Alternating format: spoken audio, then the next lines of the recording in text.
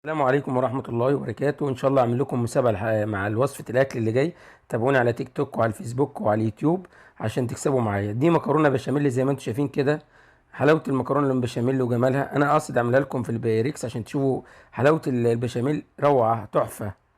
طبعا عندنا كيس من المكرونة اللي هو 400 جرام، وعندنا حلة فيها مية سخنة كده أو مغلية. هرش رشة ملح ومعلقتين 3 من الزيت، وهننزل بيهم كده زي ما انتم شايفين كده. نزلنا بالمكرونه وهنسيبها جنبنا كده. هننزل بقى بمكعب من الزبده ومعلقتين 3 من الزيت كده في حله تانية عشان نعمل بقى البشاميل بتاعنا. وواحد فاين فودز كده مرق الدجاج، ونقلبه كويس كده. وبعدين عندنا 3 معالق من الدقيق، هننزل بالدقيق بتاعنا كده، ونبدا بقى نسوي الدقيق بتاعنا على النار. طبعا انا عامل مسابقه لحضراتكم على الفيس وعلى اليوتيوب وعلى التيك توك، فتابعوني عشان تكسبوا معايا ان شاء الله جوائز ماديه هتجيلكم على فودافون كاش في الفيديو الجاي ان شاء الله. طبعا نزلت باللبن، وهبدا بقى انا كده الدقيق استوى معايا. هنزل واسوي بقى في الدقيق برده مع اللبن كده لحد ما يربط معايا زي ما انتم شايفين كده. انا هو عندي لبن تاني انزل بيه، انا مكان اللبن اللي عندي خلاص نزلت بميه. اعمل شويه بشاميل وجمال كده. البشاميل اللي بعد ما ظبط معانا هو ده البشاميل، صوص كريمي كده. ده البشاميل المطلوب بتاعنا. هنحط الملح بتاعنا وشويه فلفل اسود او فلفل ابيض لو حابين. طبعا المكرونه انا مش هسلقها قوي او اسويها قوي، انا عايزها كده ايه فيها تكه صغيره خالص. طبعا انا عندي هنا البصل بتاعي والفلفل الاخضر الرومي او فلفل عادي يكون بارد، انا عندي فلفل بارد عملت بيه. وابدا اسوي اللحمه طبعا للمكرونه البشاميل. هنا هنزل بشويه من صوص البشاميل على المكرونه. مش هحط زيت، ممنوع نحط زيت عشان الزيت ما يكرفش على الطعم. كده بعد ما حطينا صوص البشاميل وقلبناها، هنا بقى نبدا نسوي اللحمه بتاعتنا.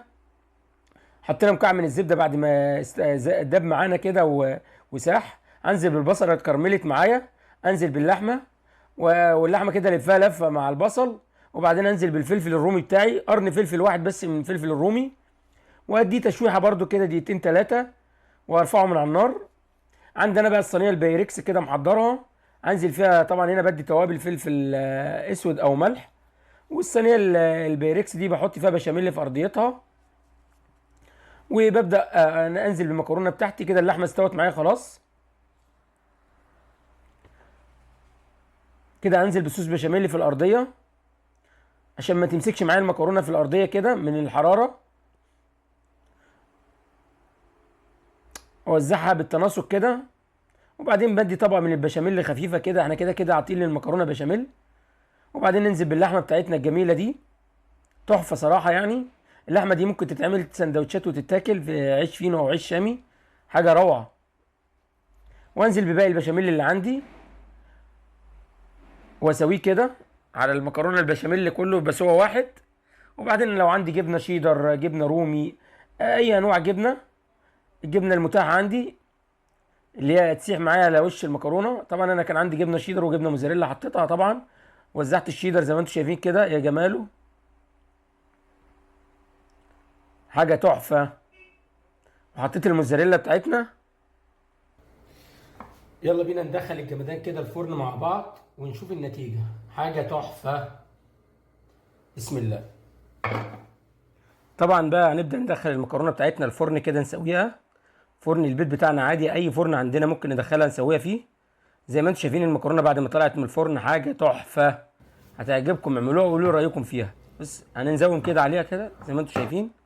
يا جماله يا جماله، مع الشيف محمود مفيش مستحيل. زي ما انتم شايفين كده، انا كنت حابب اعملها لكم في باريس عشان تشوفوا جمالها. اعملوها وقولوا رايكم.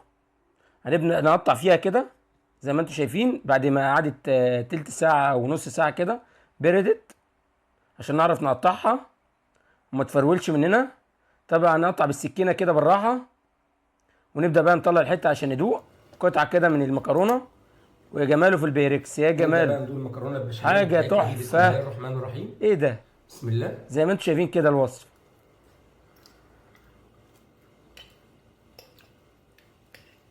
تحفه تحفه بجد والله مش هزار. بسم الله ما شاء الله.